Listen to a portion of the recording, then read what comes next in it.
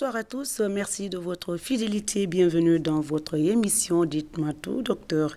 Dans le monde, de nombreux enfants naissent avec une malformation faciale.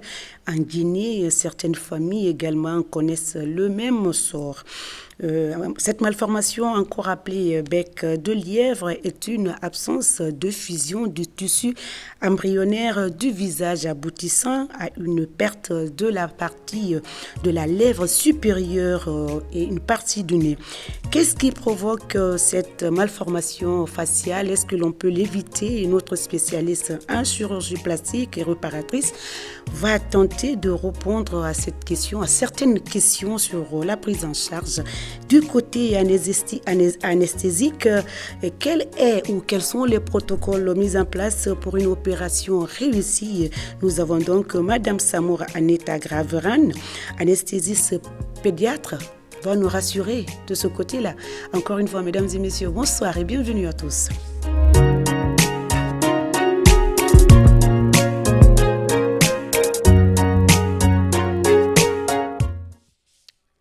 Retour sur le plateau de Dites-moi tout, docteur, 55 minutes pour parler de notre thème du jour, notamment la malformation ou encore appelée bec le lièvre. Vous pouvez donc interagir au 620 58 90 73 d'ici là, cher public de cette émission. Laissez-nous poser quelques questions à nos invités respectifs et nous libérons l'antenne pour vous juste après. Bonsoir, docteur Karamba. Je rappelle donc que nous sommes avec Mamadou Karamba, Karamba Kaba, plasticien, chirurgien en même temps. Il est le chef-service à l'hôpital Donka, national Donka, et donc notre invité pour nous parler de cette malformation faciale. Et encore, nous avons à notre côté Madame Samoura. Et Anita va nous parler du côté comment préparer les enfants pour une opération réussie. Alors, docteur, je disais tout à l'heure, qu'est-ce qui provoque cette malformation faciale, comme on le dit, pourquoi au niveau du visage? Merci madame, ça me fait un plaisir de vous retrouver une le fois public encore, oui. Une fois encore, et ça me fait vraiment du plaisir à revenir sur le plateau pour sensibiliser la population, pour montrer aux gens ce que c'est que cette pathologie qui est vraiment en deuil, on peut le dire, des familles. Tout à fait. Et les fentes labiales ou fentes labiopalatines, que vulgairement nous appelons bec de lièvre, constituent l'une des malformations les plus fréquentes qui apparaissent au niveau du visage. Et les causes sont multifactorielles. On n'arrive pas à établir de façon systématique pour dire ça c'est la cause d'une fente labiale. Okay. Principalement, on part sur des hypothèses. Okay. Il y a l'action de l'environnement, l'action génétique et l'action de certains facteurs intrinsèques à l'homme. De facteurs de consanguinité, etc. L'environnement, ça joue énormément. Vous savez, l'embryon humain, principalement, va jusqu'au niveau de la 8e semaine. D'accord. C'est au cours de cette période, jusqu'à la 8e semaine, que tous ces facteurs-là aboutissent à la formation de ce que nous appelons aujourd'hui fente labiopalatine. Parce que vous n'êtes pas sans savoir que pour former un être humain, d'abord c'est une goutte de sang. Quand cette goutte est formée, elle se divise en cellules qui croissent progressivement et ces cellules sont partagées de façon symétrique et ils s'accolent, ils progressent pour s'accoler pour constituer l'être humain. C'est le retard dans cette progression vers l'accollement des cellules qui fait que ces fissures apparaissent par-ci et par-là sous l'influence de certains facteurs dont je viens de citer. D'accord. Donc, principalement, c'est une période qui est cruciale pour la femme en grossesse. Une fois que la conception est venue, nous devons faire attention. Le premier facteur dont il faut prendre en compte, d'après mon expérience, c'est le stress de la femme en grossesse. D'accord. Et nos parents même le savent depuis des temps immémoriaux que une fois que la femme a conçu, elle change d'humeur. Sa nature change. Physiquement, elle change. Psychologiquement, elle change. Donc, cette période cruciale, on doit faire attention parce que la plupart des malformations congénitales apparaissent sous l'effet d'un choc psychologique. Les psychiatres savent de quoi on parle. Très bien. Au-delà de cela, notre environnement, les bruits, l'alimentation, tout cela peuvent interagir. La faim. Vous savez, en début de grossesse, chez nous, vous voyez les femmes qui crachent, qui vomissent. C'est ce qu'on appelle, les gynécologues appellent les toxémies gravidiques précoces. Le vomissement a pour effet d'entraîner une déperdition énergétique chez la femme. Et cette déperdition énergétique peut avoir des répercussions sur le fœtus en formation. Donc tout ça, c'est des facteurs qui peuvent influencer la formation de l'enfant qui va naître. Et ensuite, quel autre facteur dont on peut incriminer dans l'étiologie, dans la cause de l'apparition de ces fentes? Dans notre service, nos statistiques sont bien tenues. Et nous remarquons qu'à peu près 60 à 70% des enfants qui naissent, qui arrivent chez nous avec des fentes, ont des parents qui ont des liens très étroits. C'est des cousins de premier rang qui se marient. D'accord, voilà les quelques images. Ils épousent les enfants de leur tante, les enfants de leur oncle. Et donc tout ça, c'est des facteurs qui peuvent influencer l'apparition de la fente labiale. Donc, on ne dit pas qu'il ne faut pas se marier à son cousin.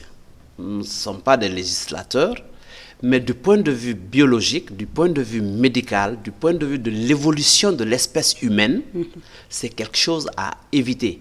Parce que la plupart des malformations congénitales sont intrinsèques, sont d'origine génétique. Et la consanguinité y joue un rôle vraiment important. Alors, docteur, vous avez parlé fente labiale, fente palatine, les deux associés, ce qu'on appelle bec de lièvre. Oui, j'en venais justement parce qu'il y a une certaine catégorisation dans l'apparition des fentes. Ce qu'on appelle les formes cliniques. C'est-à-dire les incisions vont de la lèvre jusqu'au niveau du fond de la gorge.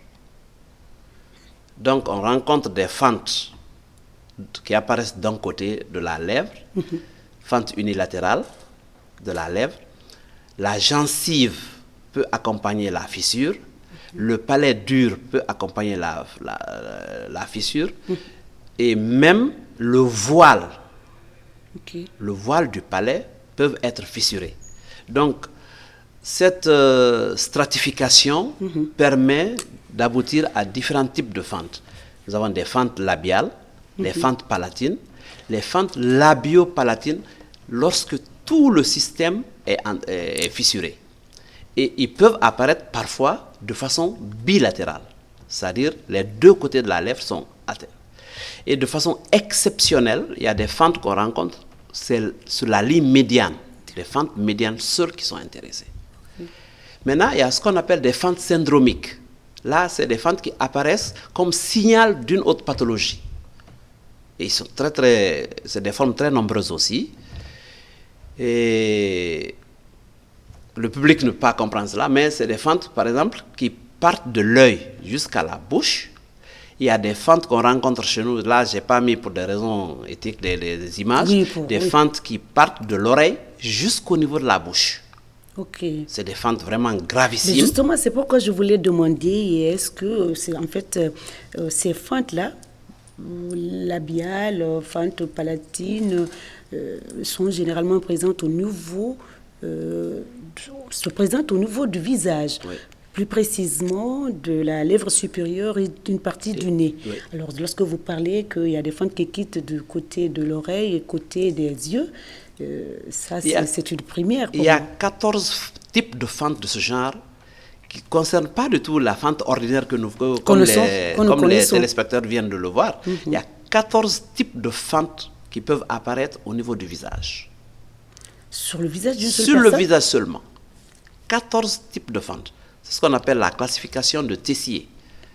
Mais, Dieu merci, ce n'est pas important la nature de la fente. Ce qui est important, c'est ce dont nous allons parler tout à l'heure. Comment réparer cela. Oui. Et il y a la possibilité de le réparer. Et Dieu merci, en plus de la possibilité, que cette réparation est gratuite. D'accord. On va continuer avec vous parce que c'est côté anesthésie que Madame Samoura va nous parler. On va continuer à parler de la prise en charge. Est-ce que l'on peut éviter, docteur, ces différentes fentes au niveau chez l'enfant, chez le nourrisson? Bon, éviter, c'est trop dire parce que l'enfant qui naît, c'est un enfant normal. Nous parlons de malformation tout juste du côté physique. D'accord. Mais l'intellect de ces enfants n'est pas touché. Donc, si ces enfants naissent, c'est des enfants qui sont normaux. Quand ils sont pris en charge correctement, ils vont croître comme tous les enfants et s'adapter, aller à l'école, faire tout ce qu'il faut. Okay. Le problème qui se pose, c'est quoi? Dans certains pays où aujourd'hui l'échographie a atteint un certain un niveau de développement vraiment appréciable, on peut détecter ces fentes. Vous avez posé ma question. C'est ça. Pendant la grossesse. Et à partir de quel moment? Faut-il faire un avortement pour un enfant qui va naître pour une fente? Non. Okay. Il faut lui donner la chance de vivre. On fait l'échographie, on découvre ces fentes. Ce qui est important, c'est d'informer la famille. Attention, l'enfant qui va naître, il n'est pas comme les autres, il va naître avec une petite fissure. Mais il y a la possibilité de réparer. D'où il est important que les sages-femmes, les gynécologues obstétriciens soient informés que l'enfant qui naît, qu'il reçoive avec une fente, il faut une prise en charge toute particulière, surtout une touche psychologique envers les parents pour ne pas qu'ils soient effrayés. Parce que souvent, il nous arrive de voir des enfants qui naissent, en catastrophe, on nous appelle, dans les heures qui suivent, ah non, docteur, il faut l'opérer parce que la maman pleure, le papa pleure, la famille n'est pas à l'aise. Oui. Donc, il faut que les sages-femmes qui reçoivent ces enfants viennent en aide dans la préparation psychologique de ces enfants. D'accord. Mais docteur, pas seulement chez les enfants, il y a des personnes, il y a des adultes aussi qui restent avec cette fente jusqu'à un certain âge, adolescent jusqu'à un certain âge. Pourquoi attendre jusqu'à l'âge adulte pour se faire opérer ou pour demander ou pour une prise en charge? Je pense que la plus âgée qu'on a opérée était autour de 60-65 ans. Pourquoi attendre jusqu'à cet âge? Parce qu'ils ne savaient pas, que c'était possible de prendre ça en Guinée. Ensuite, il y a des gens qui sont au-delà de la zone de notre rayon d'activité. Ils sont à l'intérieur du pays. Aujourd'hui, à l'intérieur du pays, il y a des dizaines d'enfants, des centaines d'enfants qui sont abandonnés, qui ne peuvent pas aller à l'école, tout juste parce qu'il y a une fente. Parce qu'arriver à l'école, c'est des moqueries, c'est des railleries, c'est difficile. Donc, c'est l'objectif même de ce que nous sommes en train de faire, c'est de sensibiliser les gens pour dire attention, on peut réparer gratuitement cela. En plus, gratuitement, on peut le faire. Et ce que nous cherchons aujourd'hui, c'est d'avoir les moyens d'étendre cela à l'intérieur du pays, comme on a eu l'expérience une fois à Mamou, pour aller opérer ces enfants tout près de leur habitat. Et être à proximité des personnes, des patients. C'est plus facile pour eux. Pour vous, oui. Nous, ce qui est difficile, c'est de nous déplacer. On a les équipements qu'il faut. Rien ne nous manque absolument. On a les compétences et ce qui nous effraie beaucoup plus, c'est de faire dormir parce qu'on peut les opérer à partir de l'âge de 3 mois. Justement, c'est ce que je voulais demander. Quand un enfant est né avec cette malformation, tout de suite, est-ce qu'on doit l'opérer ou bien on attend qu'il récupère un tout petit peu le temps des parents aussi de s'adapter à leur nouveau-né et puis aux médecins aussi? Oui. Les standards internationaux disent d'opérer ces enfants à partir de 3 mois. Okay. Et là, c'est en raison du risque anesthésique. principalement. On en parle Mais tout à à l'heure. 3 mois, on pense que l'organisme commence à se consolider. On peut contrôler ses paramètres vitaux. On peut l'opérer. Actuellement, à 3 mois, on les prend en charge. Maintenant que les adultes restent jusqu'à âge avancé, juste non à ne pas être opérés, c'est juste ne pas là, connaître. c'est par C'est méconnaissance ou alors oui. par manque d'accessibilité au corps médical. Très Parce que nous sommes dans le pays depuis une dizaine d'années maintenant, ou 20 ans maintenant presque bientôt, et on opère, et on a eu la chance d'avoir la possibilité de les prendre en charge gratuitement, et on réitère encore l'appel une fois de plus pour dire aux gens, si vous avez dans votre entourage un enfant docteur, avec c'est l'occasion c'est ça. pour nous donner un numéro que l'on peut afficher et pour permettre à ceux qui suivent cette émission de vous joindre plus tard. Parce que beaucoup, aujourd'hui, avec la rénovation de l'hôpital national d'Onka, beaucoup ne savent pas où se situe le service actuellement. Oui. Donc, on va afficher un numéro, mais avant, on va accorder un temps précieux à notre chère Madame Samoura qui va nous parler du côté anesthésie. Le seul traitement pour rendre ces enfants jolis davantage, c'est l'opération. Et avant ça, il y a tout un protocole à mettre en place pour rassurer les mamans et puis les enfants. Comment ça se passe, docteur Madame Samoura Anita? Et parlez-nous, comment ça se prépare avant l'opération, ce protocole que vous seul, vous avez le secret. Bon, merci de m'accorder de m'exprimer ici avec vous et pouvoir expliquer à la population ce que c'est.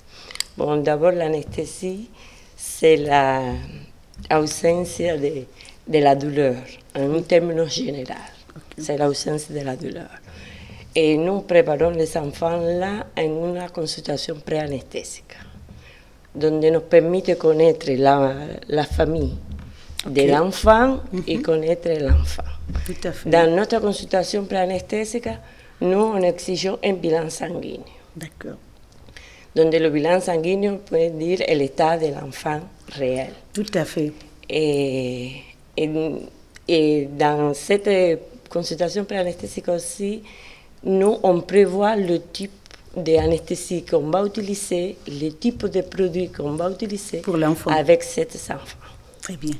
C'est la première partie de l'anesthésie. Après, de sa préconsultation, nous, on a l'étape de l'induction qui se fait au bloc opératoire. Très bien. D'abord, on prépare tout l'équipement qu'il faut, tout le matériel qu'il nous faut, les scopes, la machine, le matériel nécessaire, que tout soit en place pour pouvoir assurer une anesthésie à cet enfant. Et après, procédons à l'induction, c'est endormir l'enfant. C'est un sommeil artificiel qu'il faut gérer. Et le relaxer, et donner les produits pour la douleur. Et bon, suivi à une surveillance post-opératoire. D'accord. Donc, vous restez avec les médecins pendant l'opération? Pendant toute l'opération. L'opération, parfois, ça dure combien d'heures? Bon, dans les fentes, il peut être juste à 40-45 minutes. Alors, même les cas compliqués? Ou bien, bon, les cas compliqués peuvent aller de 1 heure de temps. D'accord. Alors, pour vous, chers téléspectateurs, Madame Samoura Anita Graveran est une cubaine. Hein? En tout cas, moi, je comprends. Hein? Je sais, docteur aussi le comprend. En tout cas, non, c'est pas difficile. Tout le monde vous comprend d'ailleurs. Alors, cubaine, elle est guidée maintenant. Ah oui, parce qu'en tout cas, nous, on comprend ici ce qu'elle nous dit. Peut-être qu'on l'a côtoyée avant. Alors, on est habitué à son style, c'est son style. Docteur Anita est avec vous pendant l'opération, durant tout le temps de l'opération. Si c'est 1 heure, elle reste avec vous, plus elle est là. Et puis, c'est elle qui vous donne le courage d'ailleurs. Vous les médecins, quand l'anesthésie n'est pas bien faite, en tout cas, l'opération, des fois, ça peut bâcler. Et vous êtes le point nodal pour les médecins. Alors, docteur, vous, l'opération, ça se passe comment? L'anesthésie est faite, docteur Anita est à côté, tant d'autres. Et parlez-nous un tout petit peu de cette opération que nous trouvons un peu délicate. Et puis on va suivre un reportage pour plus d'informations. C'est ça. Comme Mme Anita vient de le dire, le gros du travail, c'est de préparer les enfants. C'est-à-dire, il faut faire le bilan. Être rassuré qu'à 3 mois, un enfant a 5 kg au moins. Avec un bon taux d'hémoglobine, c'est-à-dire, il peut fixer l'oxygène, il peut respirer artificiellement, comme l'a dit Madame tout à l'heure. Il peut respirer convenablement, réagir aux variations des gaz pendant l'intervention. Ok. Et laissez-moi vous dire que il y a quelques jours, j'ai parlé avec le chef des anesthésistes du pays, Dr Joseph. Il me dit... Ça, c'est une opération après, hein, et l'enfant est mignon. Dr Joseph Donamou. Donamou, oui, l'anesthésiste aussi. Il me dit qu'il y a 11 anesthésistes dans le pays. C'est peu. Trop peu par rapport aux 15 millions ou 12, 13 millions d'habitants. Oui. C'est trop peu. Oui. Et vous imaginez que, on ne l'a pas dit dans l'enquête épidémiologique tout à l'heure, que 7 sur... il y a un enfant qui naît, un enfant qui présente une fente labiale ou labiopalatine, naît pour chaque 700 accouchements. Donc si on prend le taux de natalité en Guinée, qui est autour de 36,4 enfants pour 1000 femmes, si on prend ce taux, ça signifie qu'il y a 300 à 400 enfants qui naissent par an en Guinée. Oui. Nous, actuellement, notre capacité d'absorption, d'opération, c'est autour de 100. Maximum 150 enfants, on peut opérer par an. C'est-à-dire avec tout ce qu'on fait. Donc, il y a plus de 150, 200 enfants qui sont dans la nature non opérés. C'est pour cela qu'il faut renforcer les capacités. On va vous recevoir plus tard, les anesthésistes. Pour qu'on puisse opérer beaucoup plus d'enfants. Il y a beaucoup plus d'anesthésistes. D'anesthésistes, surtout les anesthésistes. Oui. Parce que si les anesthésistes ne sont pas là, on n'a pas d'assurance. On peut pas. Vous ne pouvez pas. Parce que les enfants qu'on opère, c'est des enfants, des bébés en bonne santé qu'on prend dans les mains de leurs parents. Oui. Mais en bonne santé, hein. Oui. Ils n'ont même pas de palu. Donc si on finit de les opérer, 1 heure de temps après l'intervention, cet enfant doit être en mesure de téter, de ne plus pleurer. C'est pour cela tous les moyens sont mis en route pour que nous fassions les opérations dans des conditions de sécurité maximales. Sécurité. Les appareils de monitoring, d'oxygénation, les appareils d'anesthésie, les instruments, tout doit être parfait pour qu'on puisse opérer. Sinon, on ne touche pas. Et Dieu merci, aujourd'hui en Guinée, on a les appareillages qu'il faut, on a l'expérience qu'il faut pour prendre en charge. Maintenant, je reviens à votre question pour les chirurgies. À 3 mois, on est autorisé à faire la lèvre. Entre 6 et 8 mois, quand l'enfant a 6 et 8 mois, on opère le palais, comme vous avez vu tout à l'heure, l'intérieur du palais pour la réparation. Jusqu'à l'âge de 2 ans. En tout cas, avant que l'enfant ait 2 ans, il faut qu'on en finisse avec les opérations. Donc, c'est des opérations en par étape. Par étape. Quand on fait un enfant qui présente une fente labiopalatine complète, nous commençons par la lèvre. 3 mois après, il revient, on fait le palais. Parfois, le palais, on le fait en 1 temps. Parfois, on le fait en 2 temps. Lorsqu'il est trop large, on le fait en 2 temps. Lorsque la muqueuse dans la bouche est suffisante, bien consistante et solide, on le fait en 1 temps. Donc, ensuite, au-delà de 2 ans, parce que les méfaits de la fente labiopalatine, c'est quoi? 1, l'enfant mange mal. 2, s'il grandit non opéré ou même opéré, il ne peut pas parler correctement. Donc, il faut prévoir tout cela dans le système de traitement mis en œuvre pour que plus tard on puisse se rattraper. Il y a des corrections de séquelles qu'on peut faire à l'âge avancé.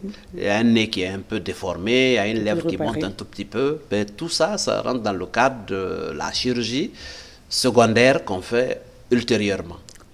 Mais l'essentiel, c'est quoi? À 3 mois, on opère les enfants. Actuellement, il y a des naissances 3-4 jours après, les parents veulent que les enfants soient opérés. Mais c'est de concertation, mais il faut respecter les normes, oui. On les convainc pour attendre le 3e mois pour que ces enfants soient pris en charge. Oui.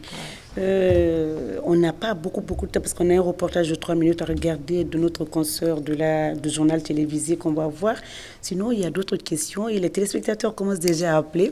Si l'élément est prêt, la régie, on peut visionner ensemble et puis revenir en plateau. On peut suivre. Fente labiale complète ou encore celle incomplète, les cas sont fréquents en Guinée. Des parents désemparés par la malformation congénitale de leurs enfants viennent se confier au personnel de cette structure sanitaire. Fanta Condé est l'une d'entre elles. Il y a juste 3 jours, elle a donné naissance à ce petit garçon atteint par l'une des formes de fente labiale appelée médiane. À cause de la complexité de cette fente, la prise en charge ne sera pas immédiate chez le nouveau-né. Il y a un premier contact, on fait le counseling, la discussion avec les parents. Vous avez vu comment la mère est à l'aise. Elle ne savait rien de quoi elle va faire avec son bébé. Mais elle a vu les photos des enfants qui sont déjà opérés, elle est à l'aise. Ensuite, on laisse que l'enfant ait 3 mois, qui a ses constantes biologiques qui sont dans les normes. Et puis elle a du poids. Et là, à cause du risque anesthésique, on le prend en charge en ce moment. Dans cet établissement sanitaire, la prise en charge des différents types de fentes labio-palatines, communément appelées bec de lièvre, se fait gratuitement. Smile Train est le partenaire international qui prend en charge les frais d'intervention chirurgicale. Ce matin, contrairement aux autres jours, le travail des chirurgiens guinéens est minutieusement suivi par un membre de Smile Train. It's been wonderful. Smile Train, c'est content. Qui a dit qu'elle est vraiment contente d'assister à ça, que c'est bien passé. En plus, que les enfants qui ont une fente labio-plantine n'ont plus à avoir peur parce que déjà ils sont bénis d'avoir un meilleur chirurgien qui est en Guinée ici, Dr Karamba, et c'est une chance pour les enfants guinéens. Ils apprennent des chirurgiens, ils préparent des matériaux pour ça, pour les aider à grandir et aller de loin et jusqu'à l'intérieur du pays.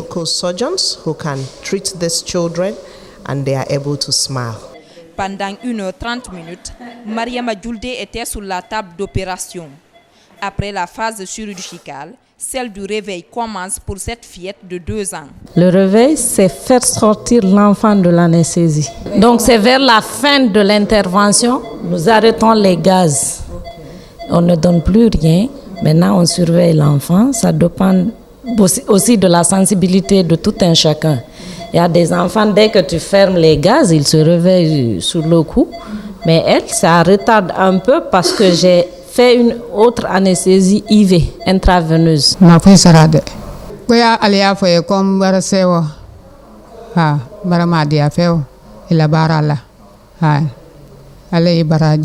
Au bout de 1 an, plus de 200 enfants ont bénéficié des interventions de chéloplastie dans cette structure sanitaire.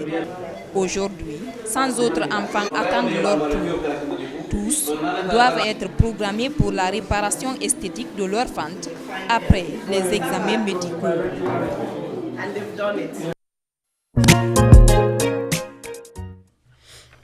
Bon, docteur, on a regardé ensemble ce joli reportage de notre consoeur Adiatou. Vous savez, il y a des opérations qui durent, il y a des fentes, comme vous l'avez dit, médianes et puis autres fentes également. Et le partenaire, on l'a cité dans le reportage, Smile Train. C'est une organisation d'origine américaine, mais aujourd'hui qui est basée à New York, oui, mais qui couvre à peu près 87 pays dans le monde, okay, et qui sponsorise les équipes locales, okay, afin de réaliser les chirurgies localement.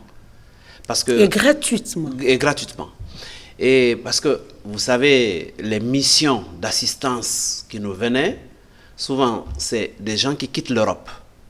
Ils viennent, ils tombent dans nos pays, ils opèrent eux-mêmes, ils partent. Oui. Ça rassure pas. Hein? Ça rassure pas. Et ensuite, ça développe pas les compétences locales. Oui. Et Smile Train, sa doctrine, non. vous pouvez opérer, voici les moyens, opérer, mais gratuitement. Et là, cet engagement est ferme, on ne revient pas sur ça. Nous continuons depuis 4-5 ans, nous sommes ensemble, et je couvre la Guinée-Bissau aussi. C'est notre équipe qui couvre la Guinée-Bissau.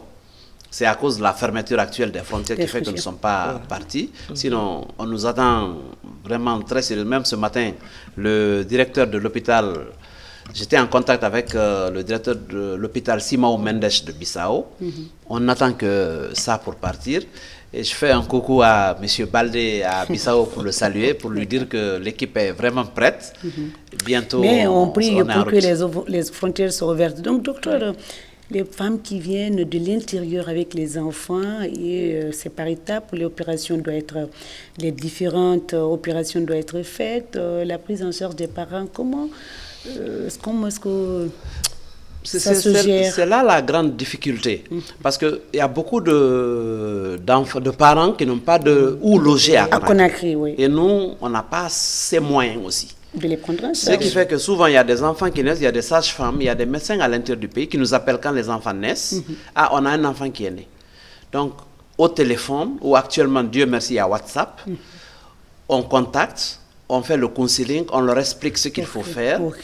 Et quand l'enfant grandit un peu plus, là, ils ont le temps de contacter des parents à Conakry pour venir. Et dès qu'ils viennent, là, on fait le bilan immédiatement et on les prend en charge. Ils doivent repartir, revenir après? C'est ça, 3 mois après, ils reviennent pour faire les 2e ou 3e interventions. C'est comme ça on procède.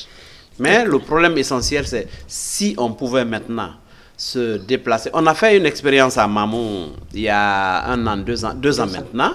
Nous sommes partis à Mamou. Il y a eu vraiment une vingtaine d'enfants qu'on a opérés localement. Et c'était bien parce qu'ils sont venus de Pita, ils sont venus de Labé, ils sont venus de Dalaba. Là, c'est plus proche pour eux. Il y a des régions où on a beaucoup plus d'enfants avec cette malformation. Oui, principalement, c'est le Fouta et la Haute-Guinée. Ce sont les 2 régions qui nous pourvoient. Et je pense que ça corrobore effectivement aussi les mariages, la fréquence des mariages consanguins. Mais les villes de Mali, Mberen, de Dalaba, de Pita, de Labé, de Mandiana, Kankan et Sigiri nous pourvoient beaucoup en enfants de la Bible. Et Farana aussi. D'accord. En Haute-Guinée et en Moyenne-Guinée. C'est ça. Maintenant, on a des confrères. Il y a une équipe qui est à Zao à Zélécoré, en forêt aussi, qui aussi opère parfois aussi. Très bien. Alors, on va afficher le numéro. Les téléspectateurs ont déjà commencé à appeler le 625 48 90 73. C'est pour vous poser des questions, docteur Mamadou Kaba, et chirurgien, plasticien, qui est notre invité, et Madame Samoura Anita Gravran, qui est notre anesthésiste au bloc opératoire. Asma et le train, hein? Oui. D'accord, le numéro déjà est là. On va aussi lire les textos. Mais avant qu'on oublie, docteur, il faut qu'on affiche un numéro pour vous joindre après. Allô? Allô, bonjour. Oui, bonjour monsieur, votre nom, d'où vous nous appelez? Éloignez-vous de votre poste téléviseur. Nous vous écoutons, monsieur. En fait, par rapport à votre chaîne, comme vous avez dit que vous avez dit que la Haute-Guinée est la moyenne Guinée, par exemple. Maintenant, en cas s'il y a un cas d'élève comme ça en forêt, comment le pouvons vous trouver? Ben, justement, on va afficher un numéro. Avec le numéro, c'est plus facile d'organiser les déplacements et la communication. Docteur, on va afficher le numéro. La régie peut nous suivre pour le 622. Le 622 60 46 80. Le numéro qui est affiché, c'est le numéro de docteur Kaba. Pour le joindre après l'émission, on va prendre d'abord les appels avant les messages parce qu'il y en a déjà. On va lire les messages. On va continuer à inviter les téléspectateurs à joindre après l'émission au 620 60 46 80. 622. Oui. 622 60 46 80. Voilà. C'est le numéro. On va prendre donc encore cet autre appel. Allô? Oui, allô? Oui, bonsoir. Oui, ça va. Votre nom, d'où vous nous appelez? Oui, bonsoir. Oui, bonsoir. Je m'appelle Mansa Karinkamia, j'appelle de l'aéroport. Oui, vous avez une question, monsieur Karanka? Oui, je voudrais savoir quelque chose. Je disais, Allez-y. quelles sont les causes de ces pentes La qui bière. causent ça généralement? D'accord. Est-ce que le docteur peut conseiller aux jeunes couples? Parce que je crois que la prévention est la meilleure solution pour ça. Bon, il l'a déjà dit, hein, monsieur Karanka n'a pas compris. Ça, peut-être il n'a pas suivi le début de l'émission. Voilà, on a parlé mais des on peut causes. lui dire que la prévention dans les fentes, c'est d'éviter les mariages consanguins au maximum. De ne pas stresser les femmes en début de grossesse. Même pas en début de grossesse, de ne pas stresser les femmes. Le premier jour jusqu'au dernier, jusqu'à l'accouchement. Jusqu'au dernier jour. Jusqu'à l'accouchement, même après l'accouchement. Absolument. D'accord. Et de ne pas affamer les femmes. Oui, la femme doit manger quand elle est en grossesse parce qu'elle doit manger pour 2 personnes. De faire les consultations prénatales correctement, de ne pas les laisser à la maison jusqu'à l'accouchement seulement pour venir à l'hôpital. C'est en général, c'est ça. Et que pour rassurer notre téléspectateur, que l'enfant qui naît avec une femme, avec une fente, n'est pas un enfant anormal.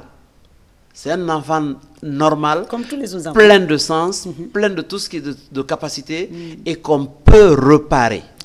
On peut le réparer et Dieu merci aujourd'hui, on peut le réparer gratuitement. C'est le mot. Appelez au 622 60 46 80 ou si vous avez des enfants qui sont victimes de cette malformation faciale, on peut l'opérer. On peut l'opérer, mais l'opérer gratuitement. Ouais. Allô? Allô? Allô? Éloignez-vous de votre poste téléviseur. Nous vous écoutons. Votre nom, d'où vous nous appelez? Allô? Allô, oui. C'est depuis Farana. Farana? Oui. Oui, nous vous écoutons. Comment vous vous appelez, monsieur? Bon, je suis M. Amarakouruma. Ok. Donc, nous avons bien suivi votre émission. Merci. Bon, maintenant, là, par rapport à mes inquiétudes, nous rencontrons vers chez nous ici des personnes âgées dans ce stade-là. Oui. Donc, c'est à partir de quel âge il faut pouvoir opérer? À ce que ce monsieur, déjà là, un adulte qui est dans cette situation-là, est-ce qu'on peut l'opérer ou bien il va rester dans ce truc, dans la malformation du bec? Très bien. Un peu par rapport à ça. Merci beaucoup. Merci, il a même dit, quand on reste jusqu'à l'âge adulte, c'est parce qu'on n'a pas les informations qu'il faut. C'est parce qu'on n'a pas eu où aller. Donc, c'est de rassurer M. Kourouma, s'il connaît des personnes âgées, de n'importe quel âge, il peut appeler sur ce numéro. Il peut appeler sur ce numéro. Nous sommes à leur disposition et c'est opérable. On peut réparer. Rien n'est jamais trop tard. Alors, docteur, quand on opère les personnes à l'âge adulte avec la fente, la réinsertion, c'est pas... Bon, souvent, c'est des personnes qui redeviennent beaucoup plus actives. La dame qu'on a opérée de 65 ans, quand elle s'est vue dans le miroir la première fois, vous savez ce qu'elle m'a dit? Non. Pourquoi tu n'es pas venu plus tôt? Elle va croquer la vie en plein dedans. Hein, voilà. Donc, il ne faut pas hésiter. Il n'y a pas d'âge limite. C'est l'âge inférieur que nous limitons. C'est-à-dire qu'on ne peut pas l'opérer jusqu'à ce qu'il ait 3 mois. Mais de 3 mois jusqu'à 90 ans, s'il n'y a pas de maladie qui nous empêche d'opérer, on peut prendre en charge ces gens. Et il n'est jamais trop tard de les opérer. Parce qu'on peut jouir de la vie. Il faut que le numéro reste jusqu'à la fin de l'émission, le 622 60 46 80. Allô? Allô? Allô? Alors, bonsoir. Éloignez-vous de votre poste téléviseur, s'il vous plaît. Pardon? Éloignez-vous de votre poste téléviseur pour que nous puissions vous entendre bien. Allô, votre nom, d'où vous nous appelez?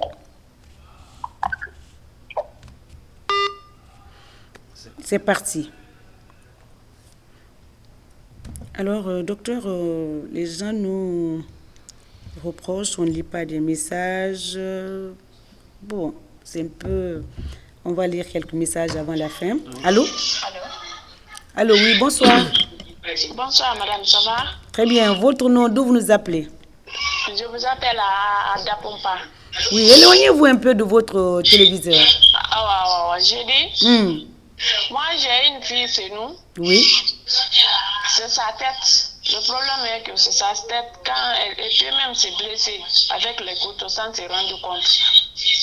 Avant, on pensait que c'était quand, des fois, si on lave les enfants avec les médicaments traditionnels pour avoir leur tête dure là. Mais pour lui, c'est pas la même chose. Elle peut même se blesser sans se rendre compte. Ok. C'est pas le thème du jour. Est-ce que c'est pas... Il faut l'amener en consultation. Il faut l'amener chez les spécialistes. C'est un enfant, il faut l'amener chez les pédiatres d'abord. Oui. C'est ça, les pédiatres n'ont qu'à voir. Il s'agit. C'est pas le thème du jour. On va encore prendre d'autres appels avant les messages. Vous pouvez toujours interagir au 620 58 90 73. Vous pouvez envoyer également des messages. Allô?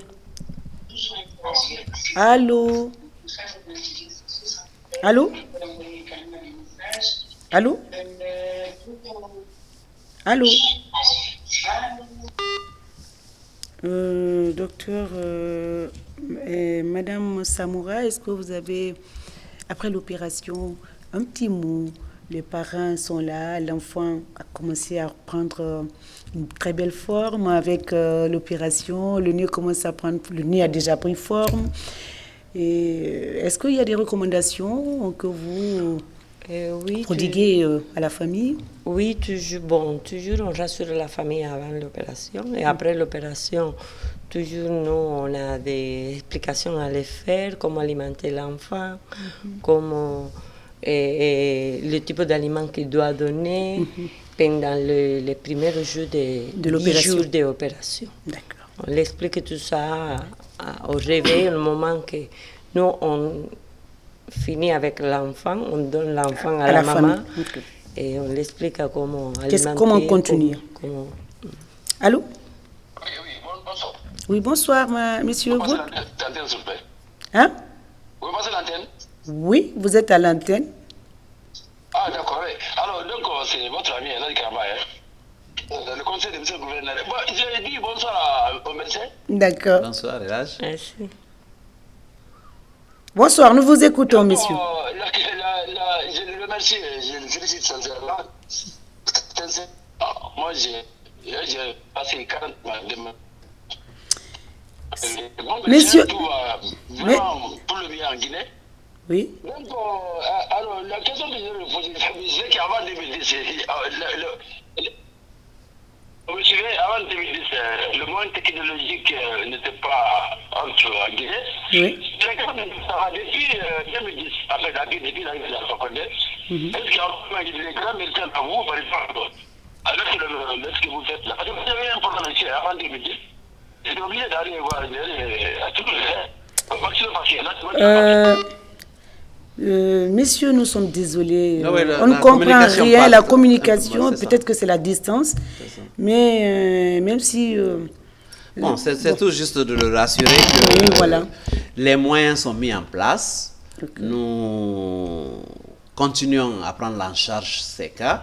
Avant 2010, on opérait, mais en ce moment, on n'avait pas le soutien avec les organisations qui nous donnent les soutiens actuellement pour pouvoir opérer ces enfants. Il n'y a aucun problème.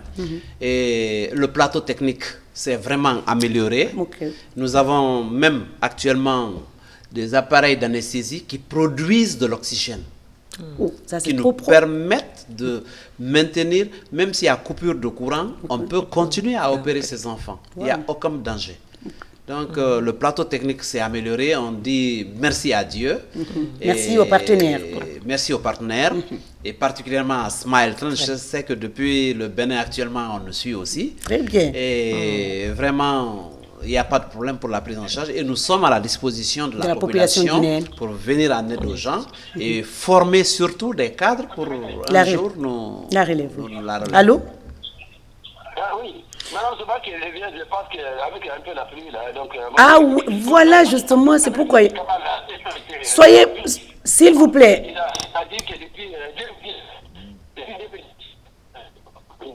Il parle comment ça s'appelle, des interventions. Alors, vraiment. Non, ça se coupe. Bon, il pleut, nous on ne sent pas ici. Hein. Non, et là, je vous comprends. Et oui, pour vous rassurer, c'est qu'avant ces opérations, soit pour ceux qui ont les moyens, il faut aller à l'extérieur, soit il faut attendre que le bateau américain vienne. Ça, c'est pour combien? Maintenant, Dieu merci, aujourd'hui, nous avons la possibilité en Guinée de ne plus exporter ces cas à l'extérieur ou alors attendre un hypothétique bienfaiteur pour venir nous opérer ces enfants ici. Non, nous les Guinéens même, on le fait dans de bonnes conditions et il n'y a aucun problème à cela. Et c'est absolument gratuit ces chirurgies et nous vous rassurons. Il faut juste appeler au 622 60 46 80. Vous serez opéré gratuitement. Docteur, les messages, on les laisse, on les lit, on prend les appels, on est peu. Allô? Allô, oui, bonsoir, madame. Très bien. Votre nom, vous nous appelez d'où? Allô? Bon, autre chose que je voulais souligner beaucoup plus, encore un peu important, c'est l'état nutritionnel de ces enfants. Quand ils naissent, souvent les parents, la maman a peur de donner son sein.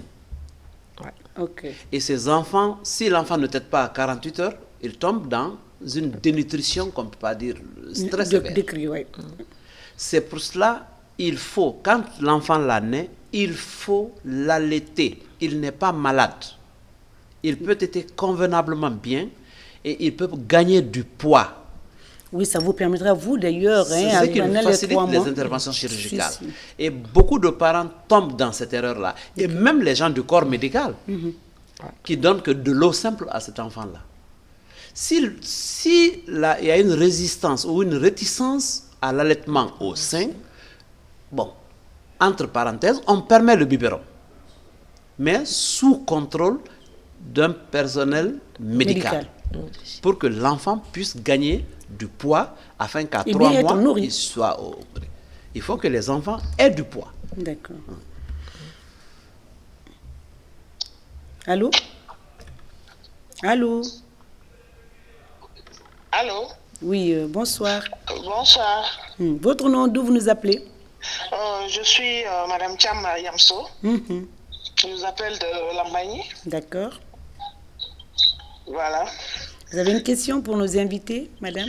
Oui, je veux surtout d'abord féliciter le docteur Karamba. Merci. Voilà, pour son œuvre, pour tout ce qu'il fait. Oui. Surtout pour les 2 minutes. Voilà, c'est juste pour le féliciter et l'encourager. Oh là là, merci beaucoup. Merci madame, merci beaucoup. Oui, merci à vous. C'est vraiment aimable et gentil de votre part. Merci beaucoup. C'est vrai. Ça nous pousse encore et à faire mieux encore parce qu'on sait aujourd'hui la joie que cela procure aux familles de voir que leurs enfants sont bien pris en charge, correctement opérés et se retournent dans de bonnes conditions. Et c'est des marques de reconnaissance qui finissent pas. Mais pour nous, ça nous motive encore de plus pour être à la disposition de la population et d'aider les gens à surmonter les chocs que constitue la naissance d'un enfant mal formé dans une famille. Ça, c'est vrai. Allô? Allô? C'est parti. Docteur, on va lire, je ne sais pas si on peut lire des messages maintenant, là. On va prendre cet appel et on prend des... Allô? Allô? Allô? Allô, oui? Allô? Je voulais participer à l'émission là. Participez, mais éloignez-vous de votre poste téléviseur, s'il vous plaît. Ok. Allô? Oui? J'ai dit, je voudrais participer à l'émission. Nous vous écoutons, monsieur. Malheureusement, il voulait... Est-ce que c'est pas la pluie qui... c'est la pluie, hein? Il pleut quelque part. Nous, on ne sent rien par là. D'accord, ok. Madame Anita, est-ce que vous avez envie de rajouter... On va d'abord prendre les appels. C'est la deuxième partie, hein? On donne la priorité aux téléspectateurs. Allô? Allô? Allô, bonsoir. Oui, bonsoir, monsieur. Votre nom, d'où vous nous appelez? Oui, c'est Doumbouya de l'aéroport qui revient. Oui, monsieur Doumbouya, nous vous écoutons. Je crois... Je suis vraiment désolé de participer à cette émission et sans pouvoir féliciter les invités. Formidable. Parce que vraiment, ils font beaucoup. C'est les héros de la nation. Et surtout, je félicite aussi notre maman. Oui. Parce que sans elle aussi, Dr Karamba aura de la peine à travailler. Absolument. Beaucoup de peine. Hein? Merci, Madame Samoura. Moi, ce que je peux dire, que le bienfait n'est jamais perdu. Ça, c'est sûr. Et de continuer. Et que tôt ou tard, un jour ou l'autre, la nation les sera reconnaissante. Et surtout de nous aider encore à produire d'autres médecins comme eux. Oui. Parce qu'on est 15 millions aujourd'hui, demain on sera 30 millions. Ça, c'est sûr, hein? C'est sûr. Merci beaucoup. Donc, merci à vous. Et merci aux invités. Merci beaucoup, monsieur Doumbouya. Docteur, il a évoqué un volet, la relève. Est-ce qu'elle se prépare parallèlement? Tout doucement, ça se prépare. Et d'ailleurs, nous sommes en conclave avec nos confrères de la région ouest africaine parce que les chirurgiens plasticiens ne sont pas nombreux. Pas beaucoup.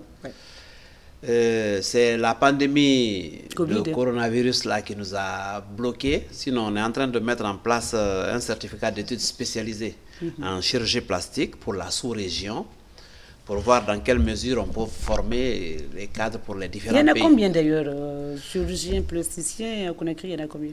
Bon, en Guinée, je suis seul malheureusement. Okay. Oui, en Côte d'Ivoire, ils sont 3 ou 4. Au Sénégal, 2 ou 3 aussi. C'est pas une population nombreuse. Avec une telle maladie, il faut assurer. Mais pas ça seulement. Il y en a le fente labiale constitue un petit fragment dans le domaine d'activité de la chirurgie plastique. Okay. Et le problème pour la formation, c'est le suivi. Parce qu'il faut qu'on encourage les jeunes médecins, et c'est l'État qui peut le faire. Mais si nous formons les jeunes médecins jusqu'à la fin de l'université, après l'université, on les abandonne, ce n'est pas une bonne chose. Il faut qu'on mette l'accent sur la formation post-universitaire. Okay. Parce que la chirurgie plastique ne peut pas s'enseigner à la faculté de médecine. Okay. La chirurgie plastique, c'est quelque chose qu'on acquiert après l'université. Et là, c'est l'État qui doit mettre le paquet pour qu'on ait au moins 10 plasticiens pour 1 million d'habitants. Il nous le faut, parce qu'aujourd'hui, vous imaginez le grand nombre de brûlés avec des séquelles, le grand nombre de tumeurs qui existent dans le pays, non opérées, le grand nombre d'accidentés avec des séquelles. Tout ça, c'est le domaine de la chirurgie plastique. Mais il faut que l'État, on a déjà fait des mémorandums à cet effet, mais il faut que ça suive pour que l'enseignement de la chirurgie plastique soit bien structuré au niveau de la faculté de médecine et au niveau des organisations de santé sous-régionales. Très bien. C'est le dernier mot, docteur. Un message, Madame Anita, d'abord, un message à ceux qui ont suivi cette émission. Nous sommes au terme. Un coucou à Monsieur Samoura, par exemple, à un enfant que vous avez beaucoup aimé et apprécié. Alors. Bon, je salue toute la famille, tous les Guinéennes qui me connaissent. D'accord. Je pense que sont nombreux les médecins On collabore tous les jours avec les chirurgiens pédiatres surtout, parce que je travaille aussi à la chirurgie pédiatrie. D'accord. Des CHU donc. Et je fais un appel à tous les parents d'amener les enfants nés avec fente labio-palatina au centre. C'est à Caporo. Oui, pour le faire. Il faut juste appeler ce numéro. Oui. On vous indiquera où c'est. Merci, c'est pas compliqué. Oui. Et bon, il y a à les autorités de la santé de pouvoir créer la spécialisation de la chirurgie plastique dans le pays parce que c'est très important. Beaucoup. Et bon, de le côté anesthésie, je peux dire que bon, on est très peu dans le pays. Il faut aussi former les anesthésistes. Et déjà, il y a avec le docteur Donamou, d'accord. Et je vais profiter pour dire, il est en train de créer l'école de formation d'anesthésistes paramédicales. D'accord. Ici en Guinée, il faut que ça continue. Alors, vous parlez et moi je dis rien. Vraiment, on vous remercie encore une fois de plus pour cette façon de sensibiliser la population et les autorités. Et le dernier mot que je peux dire, c'est que nous sommes à la disposition des autorités et de la population. La fente labio-palatine, ce n'est pas une fatalité. On peut la soigner. Et les moyens existent aujourd'hui aussi pour soigner. Et je rassure encore nos téléspectateurs que nous sommes à leur disposition de façon gratuite. Il n'y a pas d'âge limite à la chirurgie. Nous le ferons convenablement pour tout le monde. Nous cherchons les moyens actuellement. Il y a déjà une ONG, rapidement, docteur, Assistance médico-sociale de Guinée, de Dr Moussa Konaté de la PCG, le directeur de la pharmacie centrale, qui veut s'engager dans ce domaine pour que les équipes puissent se déplacer à l'intérieur du pays pour aller prendre en charge ces enfants. Une très belle initiative. Je vous remercie très sincèrement. Merci beaucoup. On se retrouve la semaine prochaine pour d'autres thématiques. Merci à l'équipe technique. Au revoir et à très bientôt.